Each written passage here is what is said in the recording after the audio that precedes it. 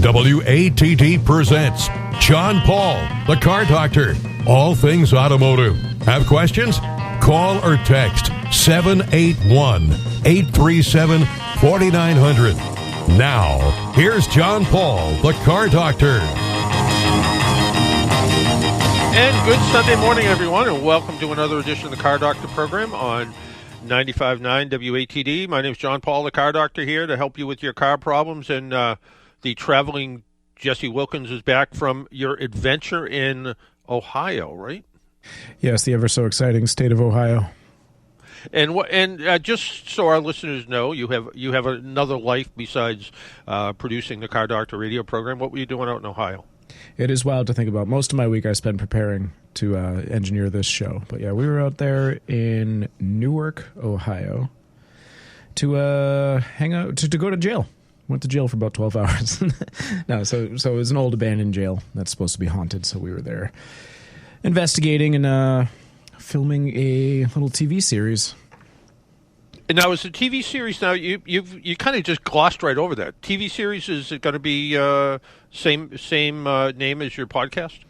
It should be, yeah. And then which is Hometown Ghost Stories, and the details are still being worked out, but it should be available on Screenbox, Amazon Prime, those kind of things. But more details to come. But a little 6-episode thing, and it's very much in the early stages, so we're still filming right now. Do you have a showrunner? What is a showrunner? I should know what a showrunner is. They're the person that really runs the entire program. Oh, there's 3 of us, and we're doing it ourselves and mostly funding it ourselves. We got a tiny little budget from the network, but not much, so that's all gone already. But yeah, so we're mostly doing all the legwork ourselves. Well, start drinking cheaper beer. I can't do it. I'll cut corners in different places. Not there. We'll get a terrible show, but at least we drank good beer while we're making it. There you go. Hey, with us on the line is Shay Cooper. Shay Cooper is the president and founder of the Women of Wolfsburg. Shay, welcome back to the Car Doctor program. Hey, thank you for having me back. Well, first off, tell us a little bit about the Women of Wolfsburg, how that started, even where the name came from, because the name's been around for a long, long time, right? Yeah, so the name is actually kind of paying homage to where Volkswagen's first and big factory is over in Wolfsburg, Germany.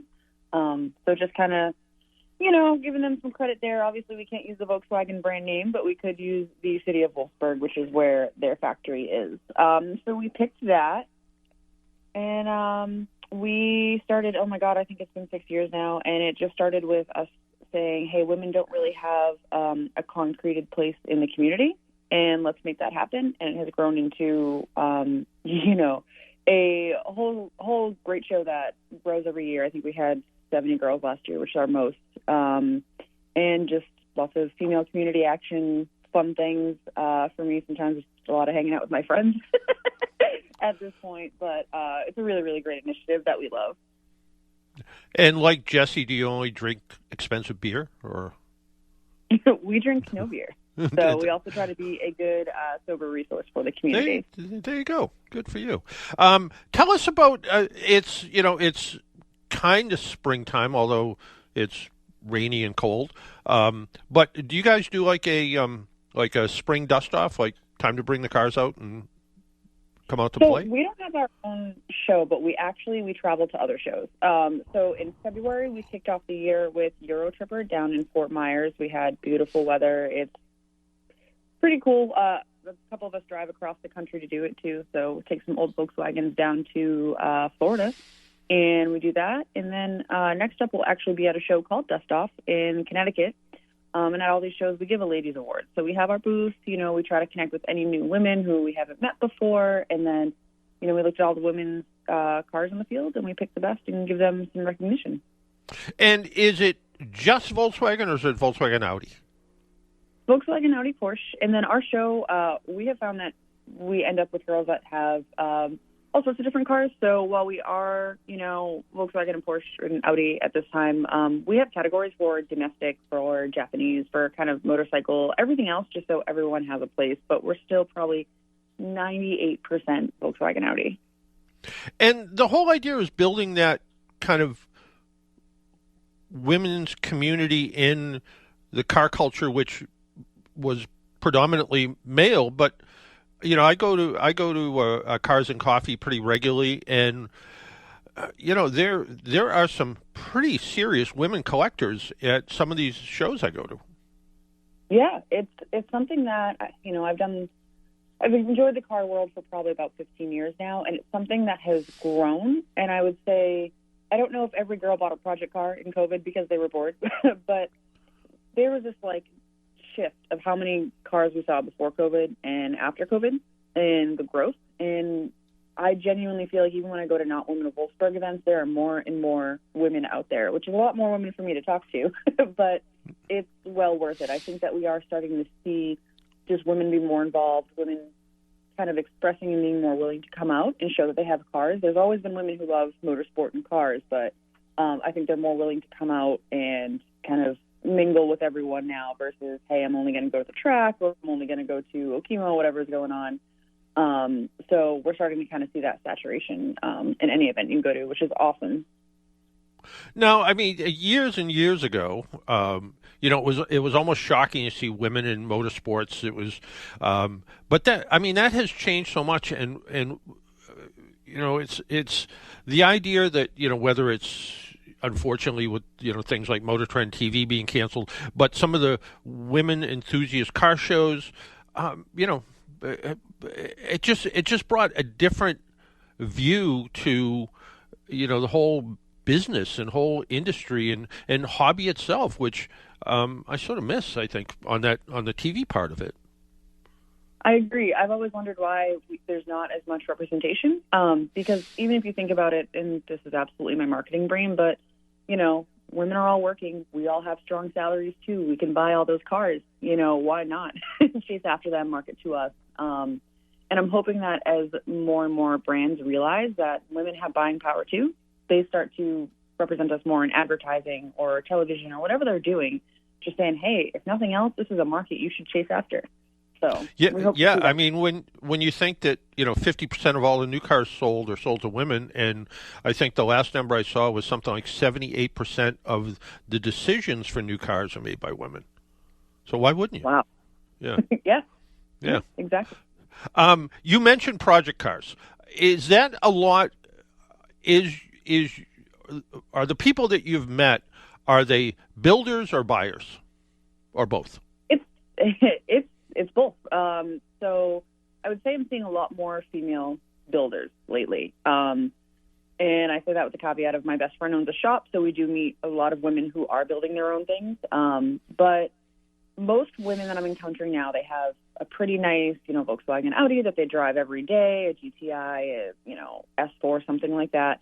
And then they have usually an older Volkswagen, and that's their project car. That's the car that they're wrenching on, they're working on. So kind of seeing where we used to just see women buy like probably a more new car where things are more plug and play, a lot more women willing to say, no, I'm going to buy this disaster of a car that I probably shouldn't buy, and I'm going to fix it myself. Well, I think that's one of the learning curves you get whenever you buy something, is like try to buy it as put together as you can, because unless you just absolutely love the car and love spending money, let someone else start to spend it first, I think. So because you can get crazy. As I remember, you had a lot of project cars. I do. I'm actually downsizing a little bit for a cool piece of automotive history. I was at, I think, 9 cars, and I just sold off a Jetta, and then I'm selling off. I have a BMW, which is kind of the ugly sister, so we'll get rid of that. To buy back an Audi Hearse that I used to have, and it's probably one of the coolest cars I've ever owned, certainly the most unique. It was imported from Spain, and I'll be bringing that home next month to kind of give it a restoration and focus on that. And was that built on like a Audi A80 platform or like an A6, or what was that built on? Yeah. It's an Audi 80, so it's got the normal 8-valve motor. It is a 5-speed for fun, and it's the CIS Bosch injection management. And once you get it, what are you going to do with it? So it does some body work, so that's kind of step one. And I think it's up, I got to do timing, water pump, little maintenance things. And then the interior of the actual, where the casket goes, It needs some love, and it's all visible. So this one looks, if you think more like a Pope mobile is the best way to describe it. On those hearses, they're very tall because it came from Spain, where they show off your casket. So the curtains all need to be redone. They're beige right now. We're going to make those black, and the body is going to change color. I have not decided what, but something a little more spooky, I guess, than the blue that it is now. Well, it sounds like you should get together with my producer Jesse and his Hometown Ghost Story podcast. But I was thinking that. I was like, I'm also up to spooky things. Yeah. Spooky's good.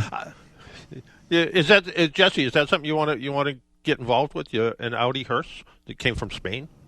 Any hearse is fine. Yep. Audi. Yep. I mean, that sounds really nice. So I'm in. There you go. So I didn't know at first. When you first said hearse, I'm like, maybe you're going to make it into like a kind of a cool camper or something. Nope. I'm going to preserve it because, it was a hearse, from Spain, and it's cool to do things. They do funerals a lot different in Spain. A lot of bodies are buried above ground, and that's why it has the glass. So I think kind of keeping with that vibe, but also, making it a little bit more drivable and a little bit more usable. So if we're going to a show, I can throw a girl or two in the casket, someone in the passenger seat, and get down there pretty easily. Well, as long as they want to be in the casket, I guess. So, the is in your and of your cars that you have collected and owned over the years, is there another sort of unicorn car that you would love to own, but it's either just unreachable, either financially or they didn't make enough of them? Is there something that you look at and go, I'd love to own one of those? So, yes, I would love, and I've owned one and I actually sold it, so talk about buyer's remorse. I love the Volkswagen Rabbit truck. I do have one, but it's a total customized truck. I would love just completely beautiful 1.6 diesel Volkswagen Rabbit truck with a manual 5-speed, an 82 or 83 from Westmoreland. That's just in, the one that someone put in a barn back in 91. And that is my unicorn. And how do you feel? Let's back up a little bit. Are most of the enthusiasts who belong to your group, are they mostly water-cooled cars, or is there any of the air-cooled Beetles in there? No, so we are mostly water-cooled. We have low representation in air-cooled, and we've been trying to kind of shake out some more women who have Beetles. We know they're out there, and get them to come out. Yeah, I know on Cape Cod I go to a nighttime cruise, and there's a woman who has two air-cooled Beetles. One is a convertible, one is, I think, an older, maybe like a 62, and I don't know that she works on them, but she does some work to them, and she just loves her Beetles. She just thinks they're the most fabulous car there is, and they're fun. They're fun cars to have. But I'm for a bigger guy, I'm oddly a mini truck fan, and when I see something like the Rabbit pickup or some of the early Datsun pickups, I just love those trucks, and I love the Rabbit. And even the Subaru Brat, which was kind of a silly kind of vehicle, but I love the practicality of a small truck like that. Like you said, with the 1.6 diesel, it's hardly a hot rod, but it's a fun car to drive. They're great, and as long as you have that 5-speed, that's kind of the difference in those two. Yep. If you have that 5-speed, you can at least drive it on the highway, and you can do 60. You're not doing 65, but you can enjoy it, and it's great. I own a home, and at one point, that Rabbit truck that I used to have, it had 8 pieces of drywall in it because I needed to do drywall, and I had no problems moving 8 pieces of drywall, and it was wild because they're such just utilitarian trucks at the end of it. Yeah, they are. They're really fun trucks, and I think they're like a lot of Volkswagens, the style is pretty timeless, and you can look at one of these that's been around for 50 years now and look at it and go, it still looks good.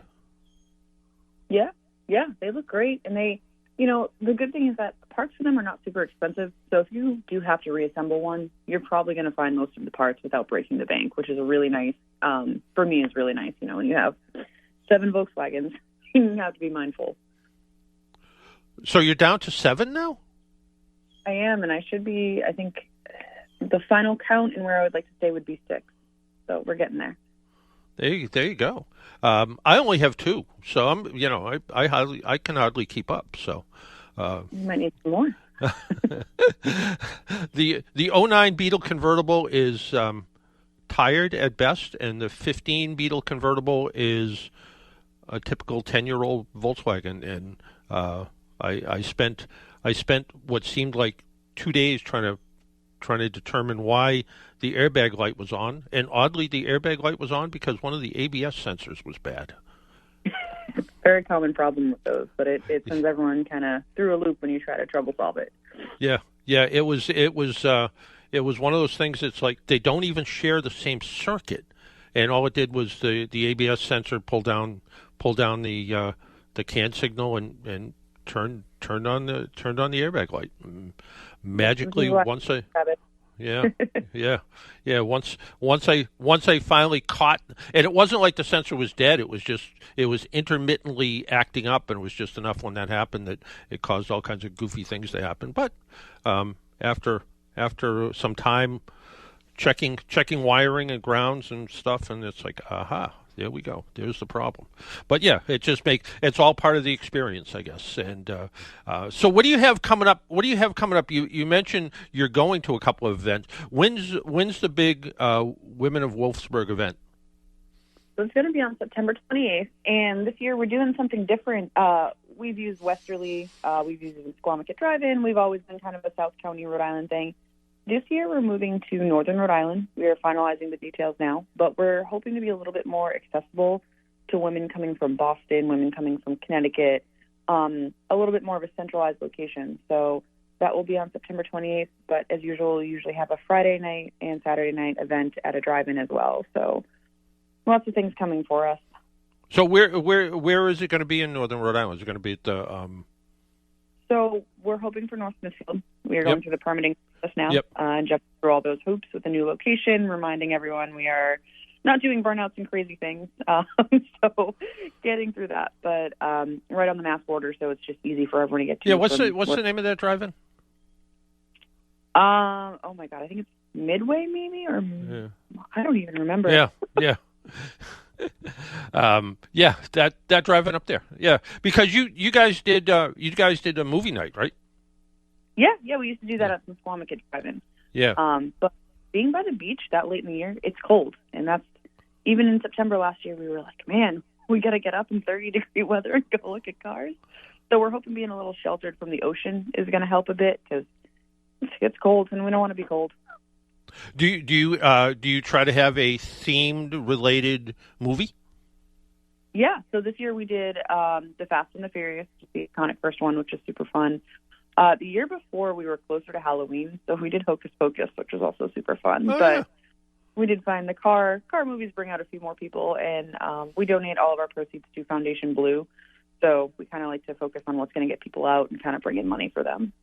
Well, and like you said, some people like to just go and check out whatever the movie is and figure that all out, and it's kind of a nice thing. So tell us about Foundation Blue before you go. I know it's a car enthusiast kind of nonprofit, but that's about all I know.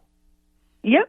So car enthusiasts, you'll see them out at a lot of local events kind of in the Northeast. They have a Mark III Golf that was Lexi's, and they bring that out. It's beautiful. It's probably one of the most amazing examples you see of a Mark III hanging around. But they, do fundraising all year. Lots of the shows, the Volkswagen shows, actually donate to them. So they help out all sorts of different people looking to go to college. So if you're kind of in that STEM world, they are donating to people who need everything from like tools to just, hey, how do I pay my tuition, things like that. And I think they award usually 2 or 3 winners a year with some nice scholarship money. So. Yeah, and it's always nice to see. I mean, first off, there is such a shortage of technicians these days. It is so nice to see that there's any help to try to get people into the business, and whether it's auto body repair, auto parts, or mechanical repair. I read the other day that for every 3 technicians that leave the business, they're being replaced, or every 5 that are leaving the business, they're being replaced by 3. So there is a growing shortage of technicians out there, and the other part of it is because of that, it makes them more valuable. So all of a sudden now the money's getting a little bit better, the benefits are getting better, the work environment is getting better, and that's all part of it. So the idea that if a foundation can support auto tech students, whether they're high school or college, that's fantastic. Yeah, and we love to support them. Every time someone comes out to our event, we're collecting money for them. So really, really great nonprofit. Yeah.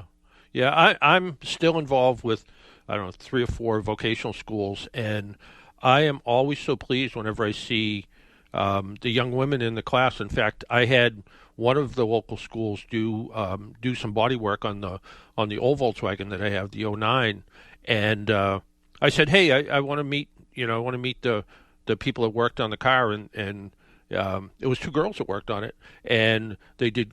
The body work was fine. They kind of criticized me a little bit because they wanted to do a better job than I was willing to commit the time to let them do. But they're like, we can still do it, but this is the way we should do it. And they were telling me what to do. And, I had some kind of leftover tools from when I used to work on cars professionally, and gave them all to the school, which I found is a great way whenever I talk to kind of retiring technicians, and they're like, well, I'm trying to sell this, I said, give it to the local Votech school. They can always use them. They can, whether it's hand tools, air tools, whatever the case is, everything that can make life a little bit easier, that it can also help with budgets in the school makes a lot of sense. So it's always great stuff. And the idea that your group, the Women of Wolfsburg, and it's just bringing together this enthusiast community, like-minded enthusiast community, is great. And the idea that you guys just sort of start this sort of on a whim. It was like, just, hey, there's something here, and we should really try to get it to grow. Yeah, so I think we saw a couple examples of women not being treated as fairly as they should be, specifically when it comes to judging. So you could be a woman with an amazingly built car, but you were a woman. And it was kind of like a label. And you're like, oh, that's not a great feeling. So we said, well, how are we going to fix that? And that's what kind of birthed this whole movement that we have now. Well, I am disappointed to hear that happens, because I have to admit that a bunch of years ago I saw it happen. I was at a car show in Newport, and they asked me to be a judge, and there was a woman that had an absolutely stunning, like, Falcon station wagon, and people were just kind of passing it by, and I think it's just because of the person who owned it, because the car was beautiful. And I kept going back to the other judges and going, no, we need to give this car an award. I said, I don't care who owns it. This is an absolutely stunning, kind of almost a little bit over the top restoration of what it was. But I'm like, this car's beautiful, and we have to recognize it. Don't just walk by. And I it always kind of hurts me when I hear that. And it obviously, as women too, it's discouraging, but I will say, as we've kind of brought attention to it and said, this is why we give a women's award, you start to see everyone go, oh, we should be more aware of that. Because it's not like everyone thinks that way. I think most people don't. But if you're not aware of it, how are you going to correct it? And right. That's kind of the battle that we go through. So, yeah, it's, and there, and I'll kind of go back to, TV for a little bit. There was so many good, talented women that were hosting TV programs that I really kind of miss, because, besides the fact that I probably learned something at the same time, just the personalities were different. It was more fun. It was great to be able to just see people working together and having fun doing it, and enjoying something that's been a big part of my life forever. So. Yeah, and it is a different vibe. I think what people forget, even when you see it on TV and you're like, oh, there's a female host, there's a female in the shop, It is different. Last weekend, I was out in Pittsburgh with two of my girlfriends working on a Mark II GTI that I had admittedly abandoned there a couple of years ago and getting it running. And just the way you work with other women, it's different than the way you work with men. And I'm not saying it's better or I don't enjoy working with men. I certainly do. I've worked on with my dad and my brother on tons of cars. But the energy that you have when you're just working with your two girlfriends, it's different. And it's fun, and it sometimes is less stressful. And just the way you understand and communicate is different, and it's such a great thing to have. Yeah, I can only imagine. But yeah, I would think that when you're together and everything just clicks, it's a really, really good feeling. It's wonderful. I wish that it could be like that every day. I think I'd be more apt to work in a shop if there were an all-female shop. But, a girl can dream. Yeah, I suppose. Have you ever thought about opening your own shop? I have, but I'm so far in my career at this point. I prefer to instead support my best friend, who she has her own shop, and just cheer her on from the sidelines. And is her shop in Rhode Island, or is it someplace else? No, she's actually in out by Pittsburgh. She's in Finleyville, Pennsylvania. Okay, and what's the shop? So it's Top Notch Auto. And works on primarily German cars, or? Everything. So she's actually there, in a small town. So she's the only inspection, the only repair shop kind of in that town. So she takes whatever comes in and figures it out and does a great job. You look at her ratings, they're incredible. Everyone's happy. And mostly at this point, she's been established for a while. The men stopped coming in and asking to speak to another man, and they realized she's the owner. Well, that is always going to be an issue, I think, for a while until people sort of figure that out. But I mean, I'm when in the town I'm in right now, there's a woman who owns a repair shop, and she has, I think, one female technician that works there. And same thing. She has a really good rating. She does really well. She wins the local and regional awards for things. I mean, it's just a good shop. It's just one of those things. And when I hear of this, it kind of just always makes me happy, because I know the business is changing so much, and as the business changes, it needs to work with everybody out there. And like you said, whether it's the people that are buying cars, repairing cars, buying the parts for the car, it's a very diversified group of people now, and you have to embrace all of it. Definitely. Absolutely. Yeah. All right, back to Women of Wolfsburg. How do people find out more about it? Social media, Facebook, Instagram, all that sort of stuff? Yeah. Yeah, so our handles are Women of Wolfsburg on Facebook and Instagram. We're probably most active on Instagram, but we also have a website, womenofwolfsburg.com. So if you're looking for merch or for just more information about the show, where to stay, things like that, I would say check out the website. And you mentioned merch. What do you got? So right now I think we have hoodies, and we have 2 rounds of T-shirts out. So we have a nice R32 hoodie that actually will ship at the end of April. We're very excited for that. And then we have some fun tie-dye shirts, and we actually are doing a fundraiser for all the animals affected for the LA SPCA. So we do have a fundraiser shirt that you can buy online as well. And do you do that through the Women of Wolfsburg website? Yep, everything's on there. All right, perfect. Well, Shay, I want to thank you for taking some time out of your Sunday morning and joining us. It was fun. I love talking to anybody who loves cars, and it's obvious you do. And the idea that you love niche cars a little bit more, maybe, than some others. I don't see you drive. I don't see you driving a Buick anytime soon. It's unlikely. But I do see you maybe driving a, I don't know, Harlequin Polo or something. Oh, if I could get my hands on one. I saw a reproduction recently. Somebody just kind of tried to make one, and they did it with a wrap, and it actually looked really good. I mean, I have to admit, it looked pretty good, but it wasn't it made me. Well, I will say this: it made me stop and look at it.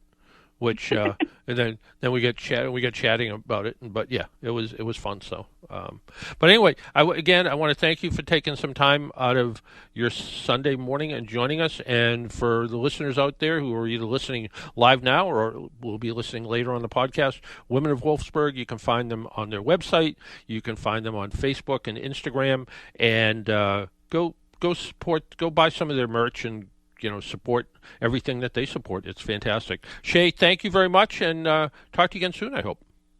Thank you, John. All right, take care. Bye-bye. We need to take a break, pay some bills. We went a little bit long. I'm sorry. If you'd like to join us, our phone number 781-837-4900. 781-837-4900 is how you get through and talk to us about your car problems. And we're going to be talking about something a little bit different, not a Volkswagen. We're going to be talking about an electric car when we come back, the 2025 Chevrolet Equinox. We'll talk about that when we get back. You're listening to the Car Doctor program on 95.9 WATD. We'll be right back. Even car geeks and do-it-yourselfers rely on AAA to give them extra peace of mind on the road. AAA offers 24/7 roadside assistance, whether you're in your own vehicle, a friend's car, or even a rental. Combine that with great rates on insurance, hotel, gas, and buying savings, and discounts on 8,700 brands, and you're covered on and off the road. Get a special membership offer today at aaa.com/join. That's aaa.com/join.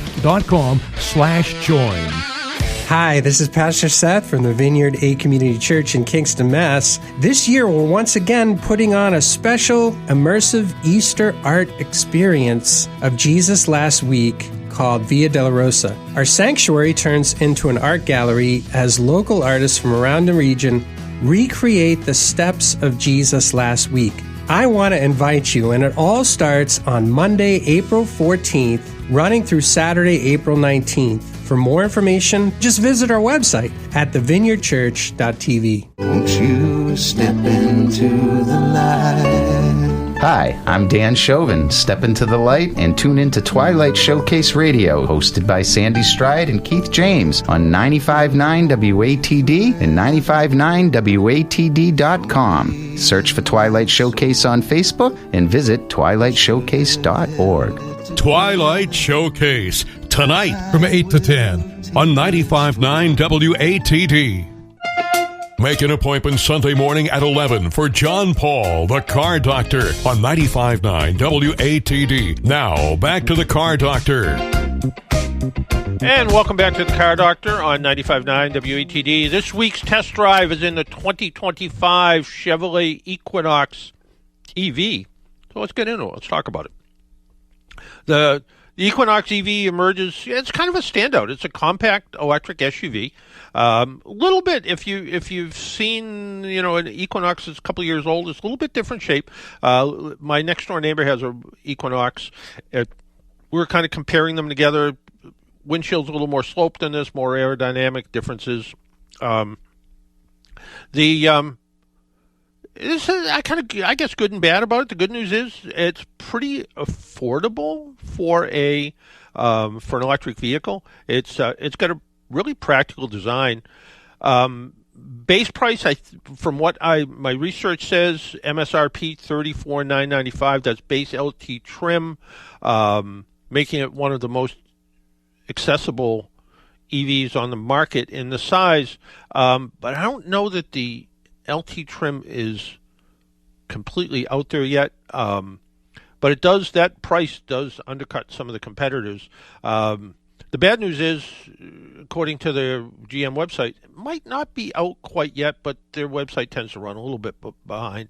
Performance-wise, the Equinox EV offers two powertrain options, standard front-wheel drive, and with an 85 kilowatt battery pack and an estimated range of 319 miles. And there's also an all-wheel drive version that antes up the horsepower a little bit, comes up to like 300 horsepower, I think it was, drops the mileage slightly to 285.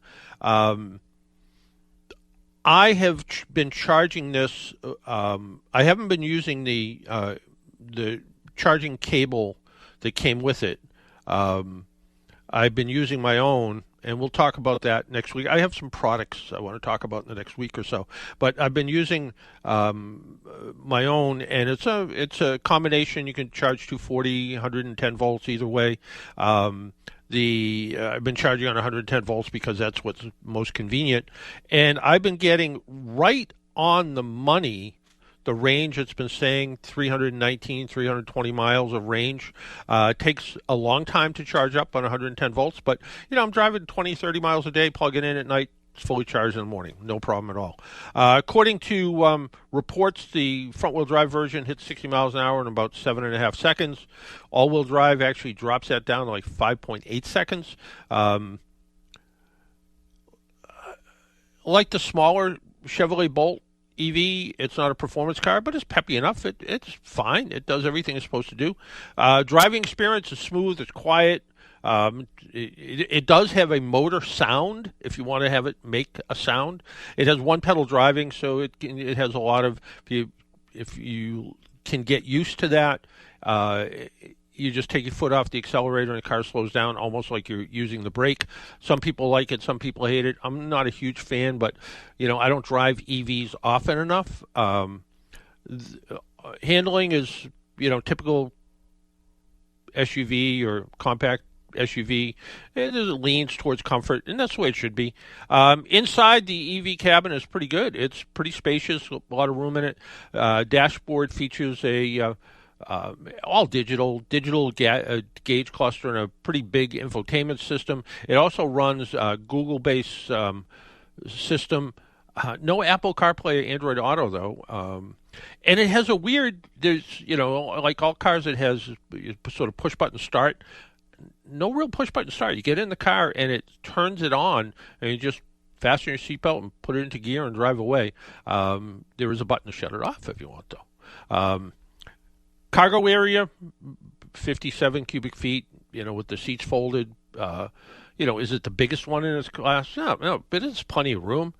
Charging, like I said, it supports charging up to 150 kilowatts, so you can add 75 miles in about 10 minutes. It lags behind some of the other EVs that can go up to 250 or more kilowatts. Level 2 charging, you can get about 35 miles per hour of charging time. That's what most people do at home. You can get access to some of the Tesla superstations with the GM-approved adapter, which extends some of your charging options. Still, like I said, even with the 110-volt charger, I think it did a pretty good job. I mean, it charges 4 to 5 miles per hour maybe at 120 volts. So, again, you drive 30, 40 miles, plug it in, it's fine. If I had to find some faults, lack of Apple CarPlay, where everybody else is doing, is kind of weird.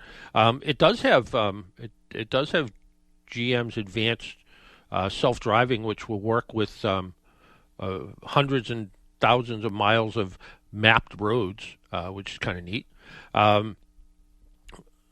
Safety features, like everything, every car has them all now. It seems like the optional Super Cruise, like I said, hands-free driving system. It's an option, but it works really well. And Consumer Reports rated Super Cruise as the best semi-autonomous driving system. It's interesting. It's free for the first 3 years, then you have to pay for it, and it's $25 a month subscription after that. Overall, the Chevy Equinox, I think, nails it. There's nothing super outstanding, but when you sum all the parts together, it's a winner for the first-time RV buyer or someone looking for a practical SUV, EV or not. It deserves a spot on your test drive. If I had to rate it, I don't know, is it perfect? No, but it's really good. I think it's really good for the money. I think it really did a good job. So that's our test drive for the week. Our phone number is 781-837-4900. I think we're going to talk to John. John, good morning. I have a couple of quick questions for you. I own a 2013 Silverado 1500, and one of the sway bar links is missing. Oh. On the driver's side. Yeah. Now, my question is, when I go to replace them, should I let the wheels hang, or should I have them on something solid so the weight of the car's on it? The right way to do it is to you can have the wheels hang so you can get under it and work on it, snug it all up, and then let the suspension kind of settle out, and then just finish snugging it up the rest of the way. I see. Now, my other question is, can I drive it with that one link gone? Oh yeah. Okay. Yeah. And my other question. Yeah, I mean, don't drive like Mario Andretti, but Right. Yeah, right. but no, it'll be fine, and because the sway bar is held in with the sway bar bushings up against the frame, it's not like the bar is going to go anywhere. It's not going to bang into anything. So, and the other end of the sway bar is being held in place by the link. Go and try to buy good quality. Either buy the GM parts or just buy a good quality sway bar link. Don't. So GM pot, go to like a GM dealer and buy that. Yeah, you can do that, or good. I'm still a fan. Maybe I'm a little old fashioned, but I'm still a fan of Moog suspension parts, MOOG suspension parts. I think they build. Still make good stuff. I don't know if it's as good as it used to be, but I think it's still pretty good. But yeah, and it's the hardest part is going to be probably dependent on rust on the other side. Right. Getting the other one out, but right. So I should replace both of them. Oh yeah, absolutely. Yeah. Okay. And when I get under and look at it now, the one that's missing, the hole where it connects, and then it connects to the upper control arm? The lower control arm.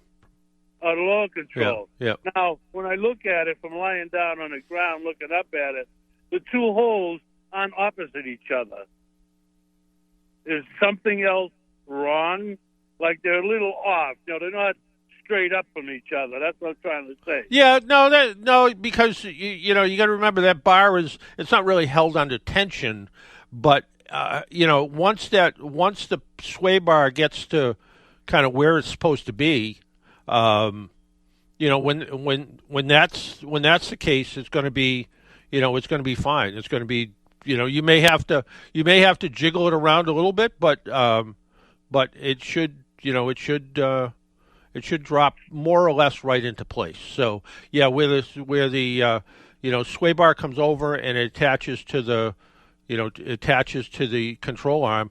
Yeah, it's not going to be completely on a 90-degree angle. It may be the sway bar may be towards the wheel half an inch maybe. That's normal. Oh, okay. Yeah. So, if I had took the one that's still in there off, would I be able to maneuver that sway bar a little bit? Oh, yeah. Yep. No okay. question. Yep. I see. Yep. All right, sir. You answered all my questions. All right. Good enough. All right. Have a good day. All right. You as well. Take care. Bye-bye. Bye-bye. Yeah, is it worth spending $20 for the GM parts for the sway bar or whatever it costs? I don't know, maybe. There's just lately I've just heard of stories about so many junky car parts. Sometimes when you buy the factory part, I know my next door neighbor has a Toyota pickup truck, and it has a sway bar in the back because it's the TRD option or something. And we replaced the sway bar in that with the Toyota factory parts. Perfect fit. They're the right color. He ordered them online from some, Toyota parts house. Got them in a couple of days. Actually came with extra hardware for different versions of it, but everything fit the way it was supposed to. It was nothing. You didn't have to worry about it. Oh, wait, it's just a little short, or it's a little this. It just worked out the way it was supposed to work. So always good to see. Couple of questions that came in this week. Somebody says they have a 2018 Subaru Forester. It's due for a spark plug change at 60,000 miles. They're a bit overdue. The estimated replacement cost is $650. The car runs extremely well. I'm very happy with the performance. Spark plug technology has changed since years ago when I used to do it myself. What can you tell me about spark plug replacement on modern cars? Yeah, spark plugs as well as engines and fuel systems have changed dramatically. When I was first repairing cars, I mean, we would do tune-ups every 6 months. We'd do oil changes every 2 months. That stuff doesn't happen. Spark plugs had a much shorter life due to carburetors delivering too much fuel at times, cars running too rich, ignition systems that, didn't, deliver the 50,000 volts of spark that they do now. Fuel had lead in it. Lead caused short spark plug life. All these things is what made spark plugs last not as long as they used to. Today, the fuel's better. Spark is hotter. A lot of cars today have a coil on plug ignition, so no distributor cap, no rotor, no long wires. That helps extend the life of the spark plugs. Honda says, I think, 105,000 miles. Some other manufacturers are certainly at 100,000 miles. Subaru calls for a replacement of 60,000. Whoever told you 60,000, they were right. The Subaru spark plugs have I remember when spark plugs used to be $2. Subaru spark plugs have a suggested list price of $29.90 each. And it's going to take about 2 hours to remove the coils, replace the spark plugs, and put it all back together. So with today's labor rates, depending on where you live, we are seeing labor rates on the low side, maybe $150 an hour.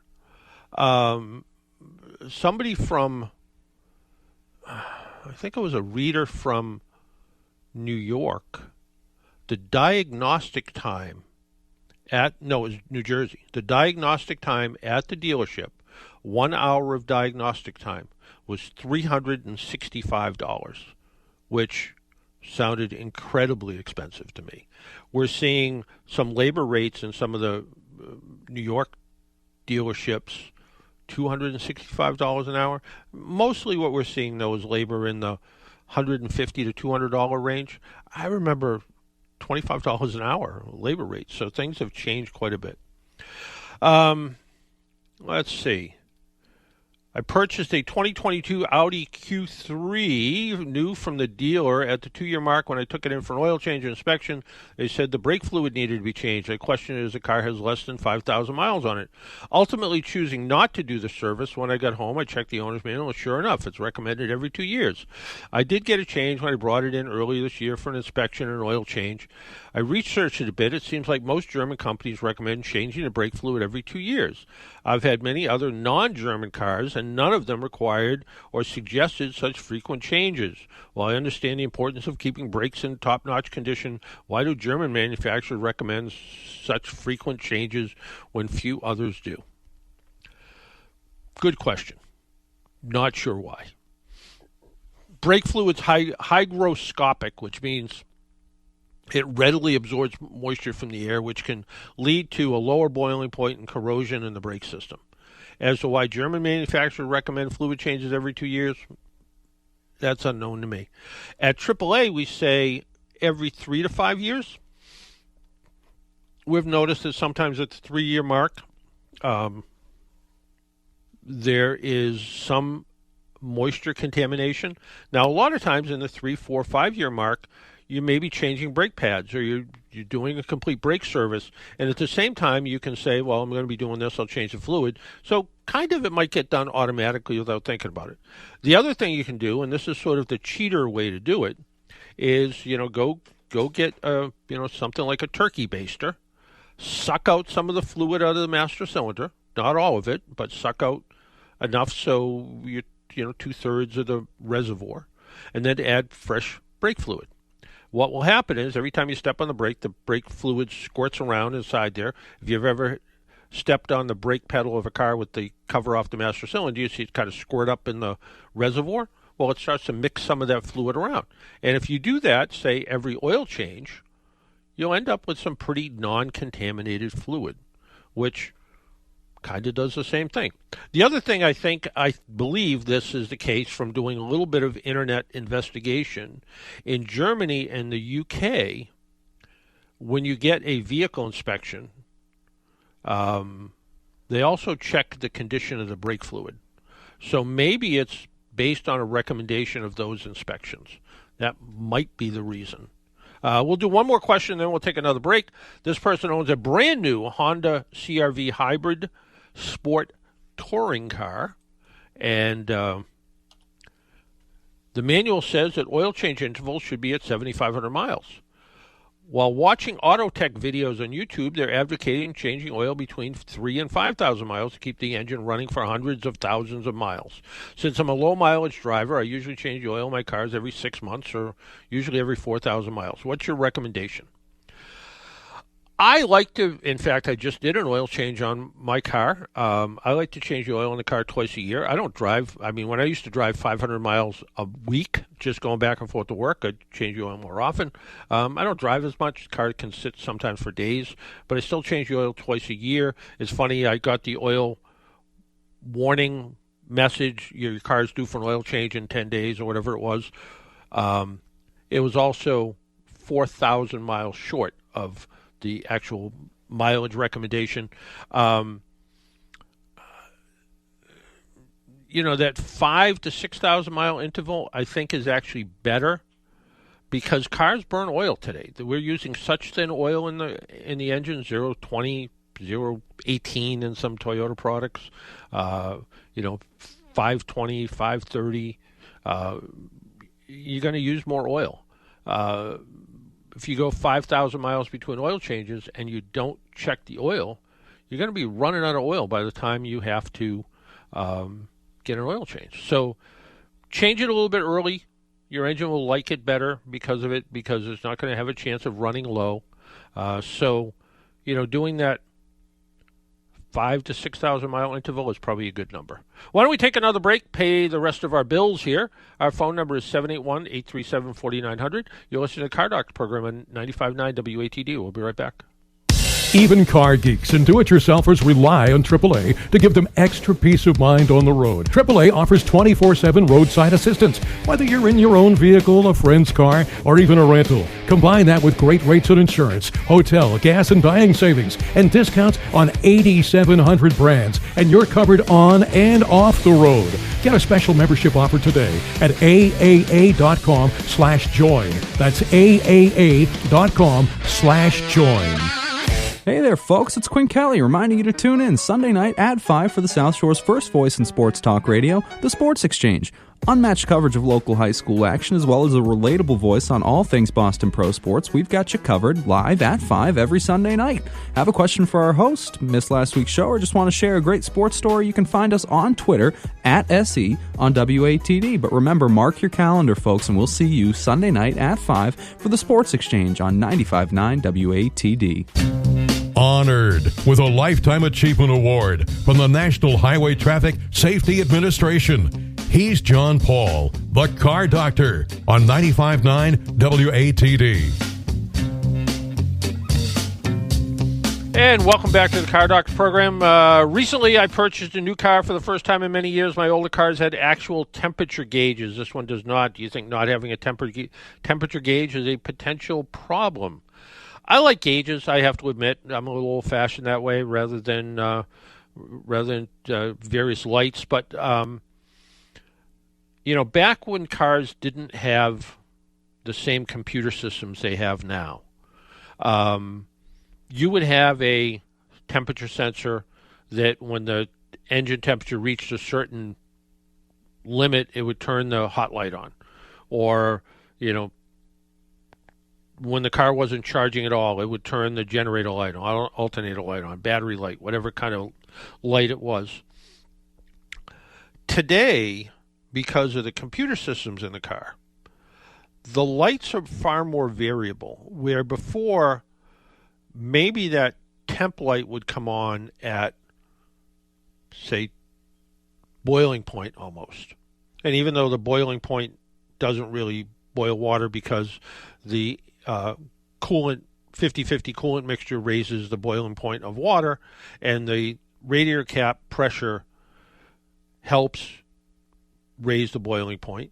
The computer looks and goes, the temperature's running above normal, and it may turn the temperature light on and the check engine light on at the same time.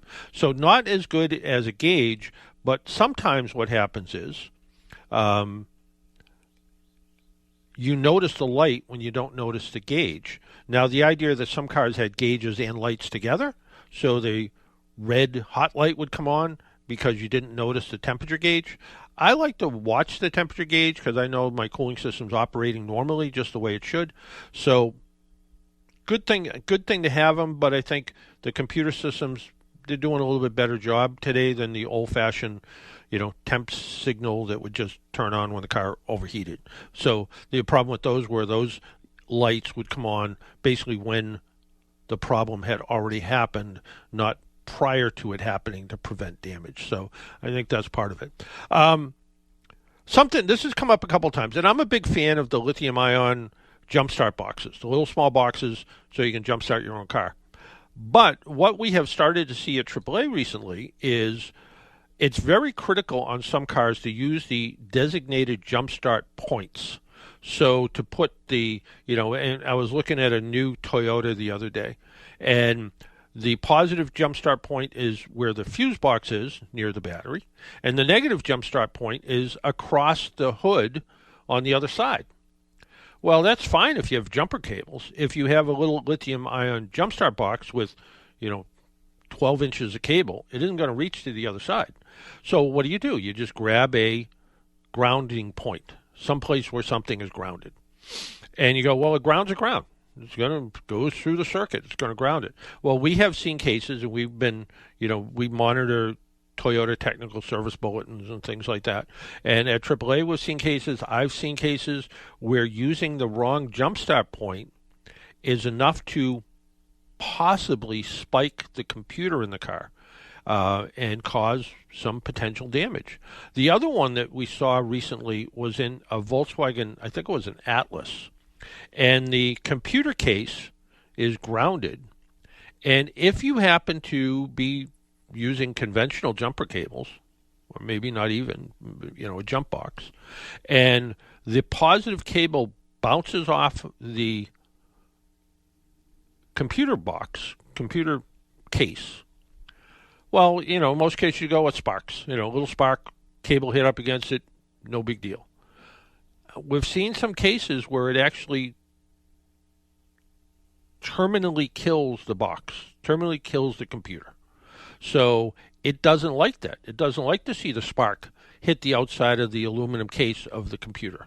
And it actually causes everything to fail.